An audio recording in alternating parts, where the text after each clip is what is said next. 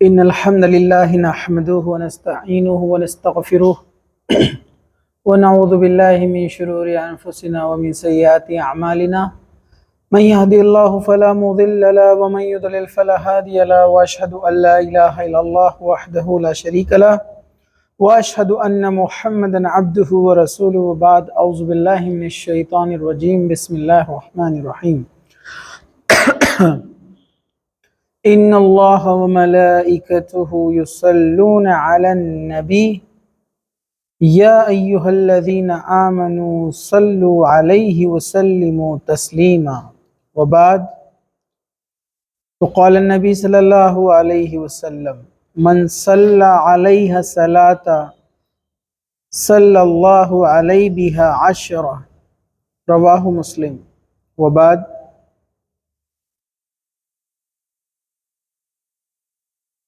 رب اشرح لي صدري ويسر لي أمري واحلل عقدة من لسانی یفقہوا قولی اما بعد۔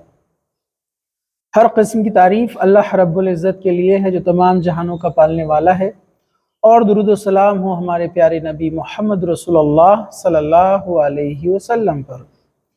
انشاءاللہ تعالی آج ہم اسی پر اپنے عنوان سے شروعات کریں گے، یعنی درود کے تعلق سے، یعنی اللہ کے رسول صلی اللہ علیہ وسلم پر درود پڑھنے کی فضیلت کے تعلق سے۔ جس طرح میں نے خطبے میں اللہ کے رسول صلی اللہ علیہ وسلم کا نام لیا، تو ساتھ میں اس کے ساتھ ایک چھوٹا سا درود میں نے پڑھ لیا صلی اللہ علیہ وسلم۔ تو اس کی فضیلت کیا ہے، اس کے احکام کیا ہے، انشاءاللہ تعالی یہاں پر آپ کے سامنے یہ ساری باتیں رکھنے کی کوشش کی جائیں گی۔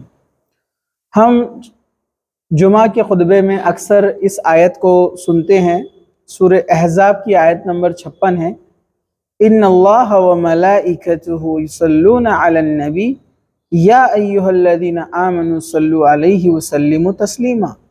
بے شک اللہ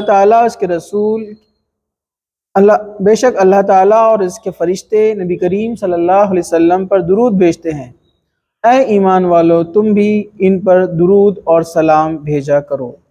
تو یہاں پر درود اور سلام سے مراد کیا ہے؟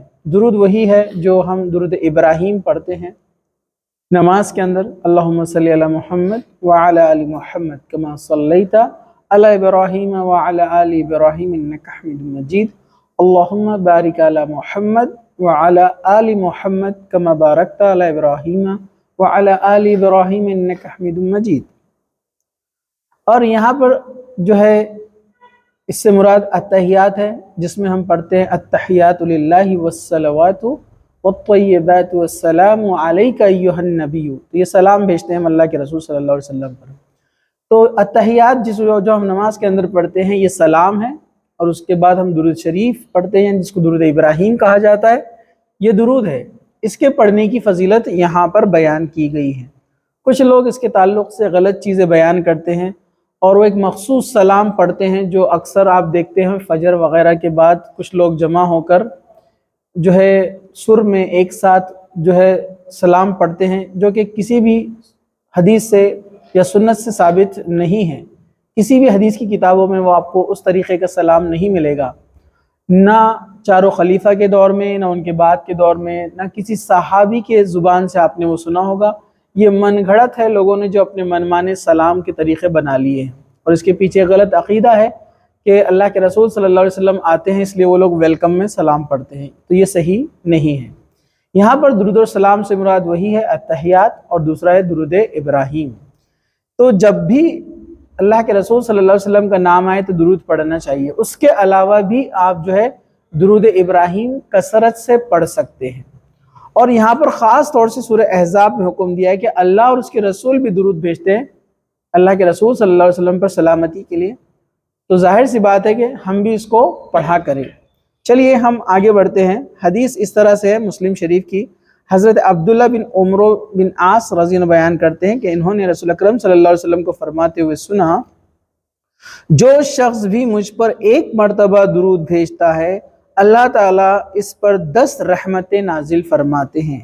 اللہ کی ایک رحمت بھی کافی ہے ایک انسان کی دنیا اور آخرت کامیاب بننے کے لیے، لیکن اللہ سبحانہ و تعالی ہم پر 10 بار رحمت نازل فرماتے ہیں جو شخص ایک بار درود بھیجتا ہے۔ درود بھیجنے سے مراد یہی کہ ہم جو ہے درود ابراہیم پڑھتے ہیں جو نماز کے اندر، تو نماز کے اندر تو ہم پڑھتے ہی ہیں، تو جو شخص نماز پڑھتا ہے تو اس پر کتنی رحمت نازل ہوتی ہوں گی۔ وہ اللہ کی تعریف بیان کر رہا ہے، قرآن کی تلاوت کر رہا ہے، سجدے کر رہا ہے، رکوع کر رہا ہے، اس میں درود ابراہیم بھی پڑھ رہا ہے۔ لیکن افسوس کی بات ہے کہ ہم درود ابراہیم تو پڑھتے ہیں لیکن اس کے معنی کو سمجھتے نہیں ہیں، اور نماز میں ہمارا دل کہیں اور ہوتا ہے، دکان مکان اور کاروبار وغیرہ میں، اور درود شریف یعنی درود ابراہیم جو ہم پڑھ رہے ہیں جس کے بدلے اللہ تعالیٰ آپ پر 10 رحمت نازل کرنے والا ہے، ہمارا اس پر کوئی توجہ نہیں ہے، جبکہ وہ بہترین دعا ہے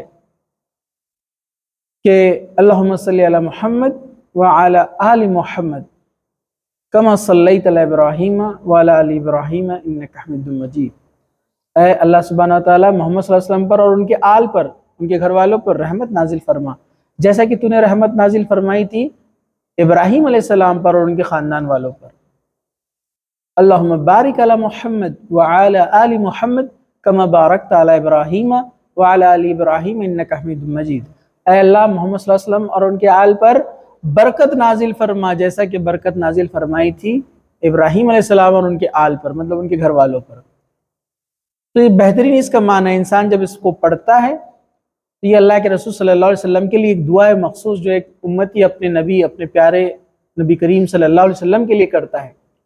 تو اللہ تعالیٰ کو اللہ کے رسول صلی اللہ علیہ وسلم سے اتنی محبت تھی کہ اس کے بدلے میں اللہ سبحانہ وتعالیٰ نے کیا کیا انعام، کہ اگر کوئی بندہ اس کے پیارے رسول کو ایک درود بھیجتا ہے تو اللہ سبحانہ وتعالیٰ اس بندے پر 10 رحمتیں نازل فرماتے ہیں۔ یہ مسلم شریف کی حدیث تھی۔ چلیے ہم آگے بڑھتے ہیں۔ حضرت ابن مسعود رضی اللہ عنہ سے روایت ہے، رسول اکرم صلی اللہ علیہ وسلم نے فرمایا قیامت والے دن میرے سب سے زیادہ قریب وہ شخص ہوگا جو لوگوں میں مجھ پر سب سے زیادہ درود بھیجنے والا ہے۔ مطلب جو آدمی مجھ پر سب سے زیادہ درود بھیجا کرتا تھا، درود پڑھتا تھا، وہ مجھ سے سب سے زیادہ قریب ہوگا۔ یہ ترمذی کی حدیث ہے۔ بڑے افسوس کی بات ہے کہ ہم صحیح عقیدے کا دعویٰ کرتے ہیں کہ ہمارا عقیدہ اچھا ہے، لیکن آپ دیکھیے جو لوگ غلط عقیدے پہ ہیں اور غلط طریقے سے سلام اور درود بھیجتے ہیں اللہ کے رسول پر، وہ کثرت سے بھیج رہے ہیں۔ ہمارے پاس صحیح عقیدہ ہے، صحیح احادیث ہمارے پاس موجود ہے، لیکن ہم اللہ کے رسول پر درود نہیں بھیجتے، یا اس کو ہم نہیں پڑھتے، یا پڑھتے بھی ہے تو ہمارا دھیان اس طرف نہیں ہوتا ہے۔ نماز آپ دیکھیے ہمارا نماز میں کیا معاملہ ہوتا ہے۔ تو درود شریف کی فضیلت میں یہ بھی آتی ہے بات کہ اللہ کے رسول صلی اللہ علیہ وسلم فرمایا جو بندہ جو میرا جو ہے امتی مجھ پر زیادہ درود بھیجے گا وہ قیامت کے دن مجھ سے زیادہ قریب رہے گا۔ اسی طرح ایک حدیث ہے، حضرت اوس بن اوس رضی اللہ عنہ سے روایت ہے، رسول اکرم صلی اللہ علیہ وسلم نے فرمایا تمہارے دنوں میں سب سے افضل دن جمعے کا دن ہے۔ دنوں کے اندر سب سے اچھا دن کون سا ہے؟ جمعے کا دن ہے۔ بس تم اس میں مجھ پر کثرت سے درود پڑھا کرو، اس لیے کہ تمہارا درود مجھ پر پیش کیا جائے گا۔ صحابہ نے پوچھا یا رسول اللہ صلی اللہ علیہ وسلم آپ پر ہمارا درود کس طرح پیش کیا جائے گا جبکہ آپ کا جسم بوسیدہ ہو چکا ہوگا؟ آپ نے فرمایا اللہ تعالیٰ نے انبیاء علیہ السلام کے مبارک جسموں کو زمین پر حرام کر دیا ہے۔ یہ ابو داؤد کی حدیث ہے اور سندن یہ صحیح ہے کہ اللہ کے رسول صلی اللہ علیہ وسلم نے فرمایا کہ تم لوگ مجھ پر درود بھیجا کرو، تم جب درود پڑھتے ہو تو مجھ تک پہنچایا جاتا ہے، اور اللہ کے رسول اس کا جواب بھی دیتے ہیں۔ تو صحابہ نے کہا کہ آپ کے جسم تو ختم ہو جائیں گے اس دنیا سے جانے کے بعد، پھر درود کیسے بھیجے؟ تو آپ نے فرمایا کہ نبیوں کے جسم کو مٹی نہیں کھاتی، نبیوں کے جسم خراب نہیں ہوتے۔ اور ایسا ایک واقعہ اللہ کے رسول صلی اللہ علیہ وسلم کے حضرت عمر رضی اللہ عنہ کے زمانے میں بھی پیش آیا تھا۔ ایک جو ہے قبرستان کی صفائی اور کھدائی کے دوران ایک قبر باہر آ گئی جس میں کسی کا جسم تھا جو تر و تازہ تھا، کفن بھی جیسا کا ویسا ہی تھا۔ تو حضرت عمر رضی اللہ عنہ نے اس قبر کو، اس جسم کو، اس باڈی کو کسی اور قبرستان میں منتقل کر دیا اپنے خاص لوگوں کے ذریعے، اور کسی کو معلوم بھی نہیں ہونے دیا، پتہ بھی نہیں چلنے دیا کہ وہ کس کا جسم تھا اور وہ قبر کو کہاں پر رکھا گیا، اس کو کہاں پر دوبارہ تدفین کی گئی، تاکہ لوگوں میں کوئی غلط عقیدہ نہ پھیل جائے اور وہی چیزیں شروع نہ ہو جائے جو پچھلے انبیاؤں کے ساتھ لوگوں نے کیا۔ تو کسی نے کہا کہ ہو سکتا ہے وہ جو قبر تھی جس زمین کی طرف اس کا اشارہ کیا گیا تھا وہ حضرت دانیال علیہ السلام کی جو ہے قبر تھی یا جسم تھا۔ اتنا احتیاط کیوں کیا حضرت عمر رضی اللہ عنہ نے؟ کیونکہ اللہ کے رسول صلی اللہ علیہ وسلم نے انتقال سے پہلے کیا کہا تھا؟ اللہ کے رسول صلی اللہ علیہ وسلم نے انتقال سے 5 دن پہلے ایک بات فرمائی۔ کیا فرمایا؟ کہ دیکھو تم میری قبر کو اس طرح مت کرنا جس طرح یہودیوں نے اپنی انبیاؤں کی قبروں کو کیا، یعنی انہوں نے اپنی انبیاؤں کی قبروں پر مسجدیں بنا لی اور عبادت گاہیں بنا لی، تم لوگ ایسا مت کرنا، میری قبر کو عبادت گاہ نہ بنانا۔ یہ حدیث ہے، اللہ کے رسول صلی اللہ علیہ وسلم نے واضح طور پر بیان کیا تھا کہ لوگ اس طرح سے بدعقیدے میں بگڑ جاتے ہیں اور ایسے کام کرتے، لہٰذا تم ایسا نہیں کرنا۔ لیکن یہاں پر جو حقائق ہے وہ ہمیں معلوم ہونا چاہیے، وہ یہ ہے کہ نبیوں کے جسم کو جو ہے کیڑا نہیں کھاتا، مٹی نہیں کھاتی، وہ خراب نہیں ہوتے، یہ اللہ تعالیٰ کی طرف سے فضل و کرم ہوتا ہے ان کے اوپر۔ دوسرا، اللہ کے رسول تک درود بھیجا جاتا ہے، جو ہم درود پڑھتے ہیں نبیوں تک پہنچایا جاتا ہے، لیکن واللہ عالم یہ کیسا ہوتا ہے کسی کو نہیں پتا، اس کے تعلق سے کوئی تفصیل نہیں آتی۔ تو کچھ علماء نے کہا کہ جتنے دنیا میں لوگ درود پڑھتے ہیں، لوگ تو کثرت سے پڑھ رہے ہیں، نان سٹاپ پڑھ رہے ہیں پوری دنیا میں، تو کیا اللہ کے رسول ہر وقت جواب دیتے ہیں؟ کچھ علماء نے کہا کہ واللہ عالم، اللہ بہتر جانتا ہے، ہو سکتا ہے یہ تمام درود کو ایک وقت میں لے جا کر فرشتے اللہ کے رسول صلی اللہ علیہ وسلم تک پہنچا دیتے اور آپ اس کا جواب دے دیتے ہو، لیکن یہ معاملہ کیسے ہوتا ہے اس کا کسی کو بھی علم نہیں ہے۔ اور اسی چیز کو لے کر، اس حدیث کو لے کر کچھ لوگ بولتے ہیں کہ اللہ کے رسول کا انتقال نہیں ہوا، اس دنیا سے نہیں گئے، آپ کی موت نہیں ہوئی۔ یاد رکھیے قرآن نے واضح طور پر کہا ہے کل نفس ذائقۃ الموت، ہر نفس کو موت کا مزہ چکھنا ہے۔ اسی طرح جنگ احد کے ٹائم جو آیت اتری تھی جس میں بھگدڑ مچ گئی تھی اور لوگوں میں خبر پہنچ گئی تھی کہ اللہ کے رسول کا انتقال ہو گیا، آپ شہید ہو گئے، تب اللہ تعالیٰ نے آیت نازل فرمائی کہ اے محمد صلی اللہ علیہ وسلم، اگر اللہ آپ کو شہادت دے دے یا اللہ تعالیٰ آپ کو موت دے دے تو کیا یہ لوگ اپنی ایڑیوں کے بل اس دین اسلام سے پھر جائیں گے؟ مطلب آپ کا رہنا یا نہ رہنے سے اسلام ختم نہیں ہوتا ہے۔ تو وہاں پر اللہ سبحانہ وتعالیٰ نے یہ واضح بات کہی کہ اللہ کے رسول کو موت آ سکتی ہے، تو اگر آپ کو موت آ جائے تو کیا لوگ دین پہ سے پھر جائیں گے جو ایمان والے ہیں؟ تو یہ ایمان والوں کے لیے ایک تربیت بھی اور نصیحت بھی تھی کہ وہ اپنا کام کرتے رہیں، ٹھیک ہے۔ تو یہاں پر یہ بات ہمیں واضح ہونی چاہیے، کلیئر ہونی چاہیے کہ اللہ کے رسول اور تمام انبیاؤں کو موت آئی، انتقال ہوا، وہ اس دنیا سے گئے، اللہ تعالیٰ نے ان کو موت دی اور وہ اس دنیا سے رخصت ہوئے۔ یہاں پر لیکن یہ معاملہ کیسا ہے؟ یہ غیب کا معاملہ ہے جس کو ہم نہیں جانتے، ٹھیک ہے۔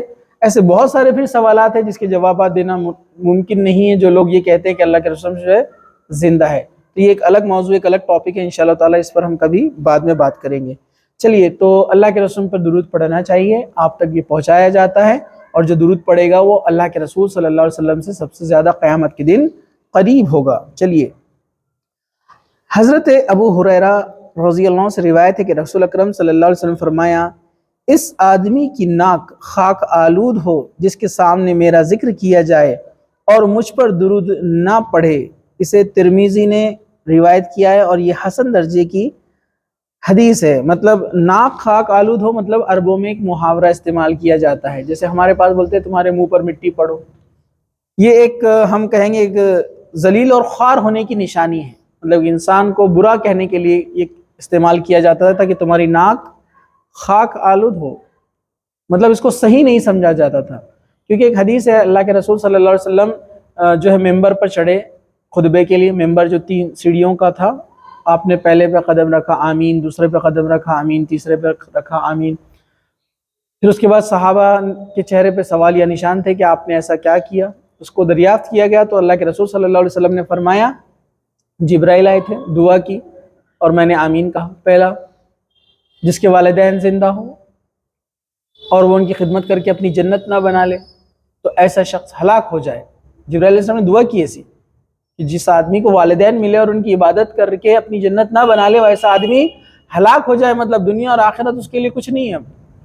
تو اللہ کے رسول نے فرمایا میں نے آمین کہا، پھر کہا کہ جو شخص رمضان کا مہینہ پائے اور توبہ کر کے اپنی بخشش نہ کروا لے وہ ہلاک ہو جائے، تو کہا کہ آمین۔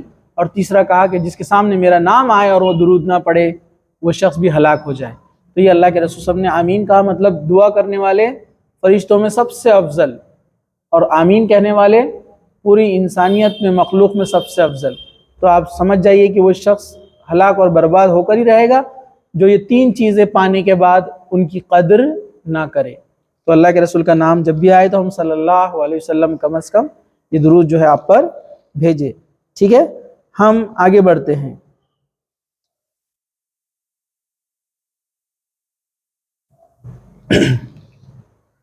رسول اکرم صلی اللہ علیہ وسلم فرمایا، تم میری قبر کو عید مت مناؤ اور مجھ پر درود پڑھو، اس لیے کہ تم جہاں کہیں بھی ہو تمہارے درود مجھ کو پہنچائے جاتے ہیں۔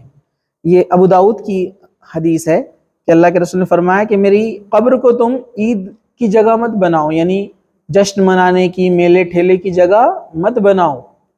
دیکھیے اللہ کے رسول نے دونوں چیزیں بیان کر دی حقیقت۔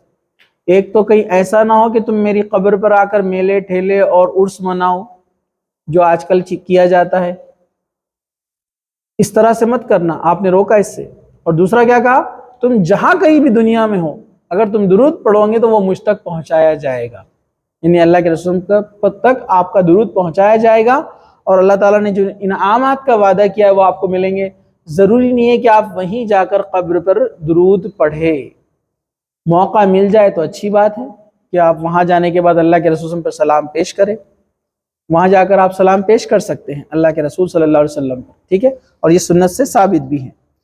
اسی طرح سابق راوی سے روایت ہے کہ وہ فرماتے کہ رسول اکرم صلی اللہ علیہ وسلم فرمایا، جو شخص بھی مجھ پر سلام بھیجتا ہے تو اللہ تعالیٰ مجھ پر میری روح لوٹا دیتا ہے یہاں تک کہ میں اسے جواب دے دیتا ہوں۔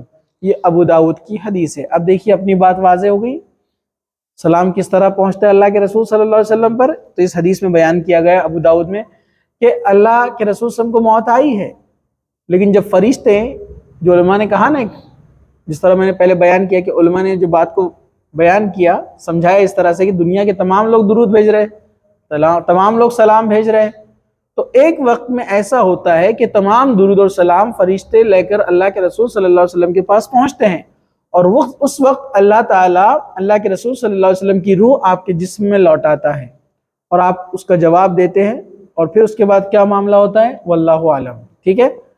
اس کا مطلب اللہ کے رسول کے پاس ایک خاص وقت میں یہ سلام اور درود کو پہنچایا جاتا ہے، لیکن اس کا معاملہ کیسا ہے اس کے تعلق سے کچھ بیان نہیں کیا گیا ہے۔ چلیے ہم آگے بڑھتے ہیں۔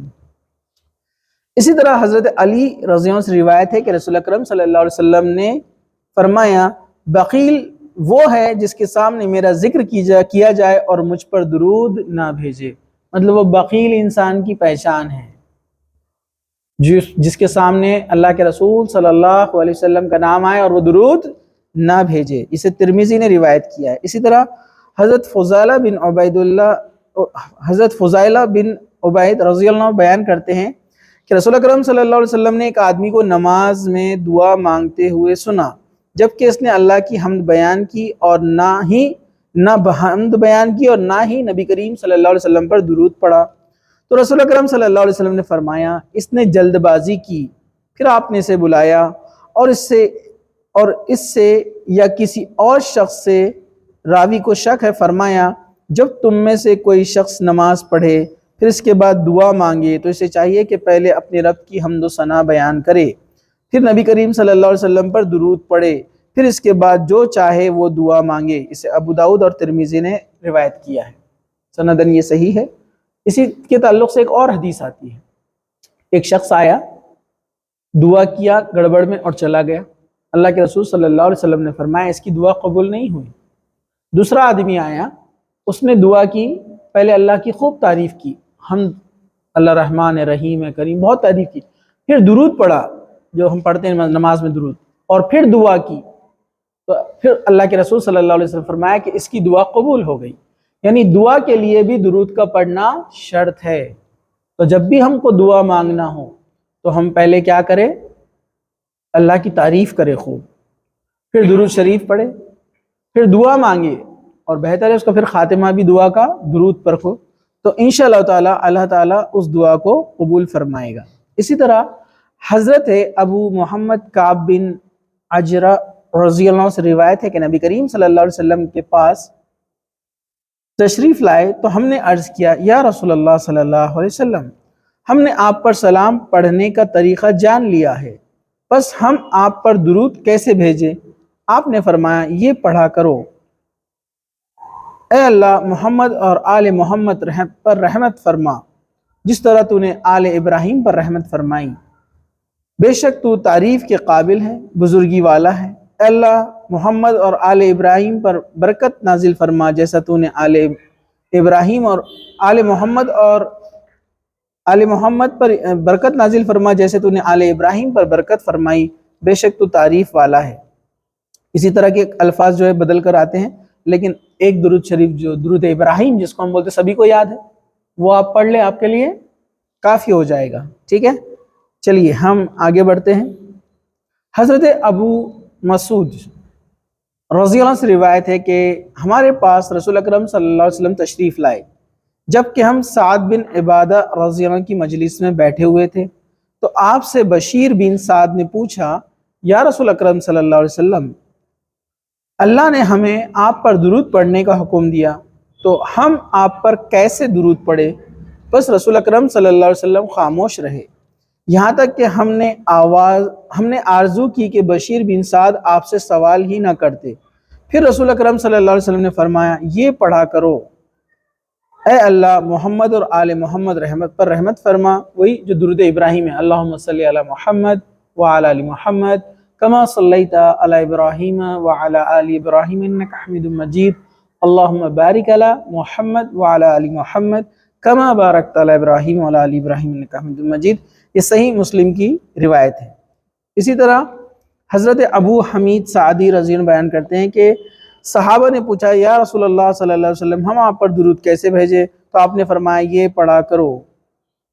یہ کس طرح سے تھا؟ اللہم صلی علی محمد وعلی ازواجہ وذریتہ کما صلیت علی ابراہیم وبارک علی محمد وعلی ازواجہ وذریتہ کما بارکت علی ابراہیم انک حمید مجید۔ وہی درود شریف ہے، صرف اس میں دو چیزیں ایڈ کی گئی ہے۔ ہم پڑھتے اللہم صلی علی محمد وعلی آل محمد، ہم پڑھتے یہاں پر ہے اللہم صلی علی محمد وعلی ازواجہ وذریتہ، آپ کی بیویوں پر اور ذریت جو آپ کے آگے نسلیں ہیں ان سب پر۔ الفاظ تبدیل ہے لیکن ہے وہی درود، ٹھیک ہے۔ تو اللہم صلی علی محمد وعلی آل محمد کی جگہ پر کیا ہے؟ وعلی ازواجہ وذریتہ، ازواج اور ذریت جو آپ کے آگے نسل ہیں ان کے اوپر۔ تو الفاظ تھوڑے یہاں پر تبدیل ہے لیکن درود وہی ہے۔ تو یہ تھی یہاں پر درود شریف کی یعنی درود ابراہیم کی اور آپ صلی اللہ علیہ وسلم پر سلام بھیجنے کی فضیلت۔ تو کیا دیکھا ہم نے؟ جو شخص اللہ کے رسول پر نام آئے اور درود نہ پڑھے اور درود اور سلام نہ بھیجے، اس کے لیے ہلاکت ہے، بربادی ہے۔ دوسرا، وہ شخص کے تعلق سے فرمایا کہ اس کے جو ہے ناک خاک آلود ہو، یعنی آپ نے اس کو اچھا نہیں سمجھا، پسند نہیں کیا ایسے شخص کو۔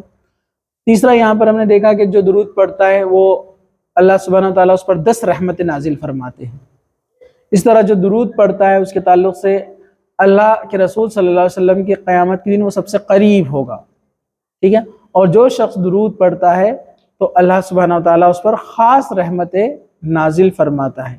تو یہ درود ابراہیم یا اللہ کے رسول صلی اللہ علیہ وسلم پر سلام اور درود بھیجنے کے فضائل کے تعلق سے بیان تھا۔ جزاک اللہ خیر، وآخر دعوانا ان الحمد للہ رب العالمین، سبحان ربک رب العزت عما یصفون وسلام علی المرسلین والحمد للہ رب العالمین۔ اگر کوئی سوال ہوگا تو آپ لوگ پوچھ سکتے ہیں۔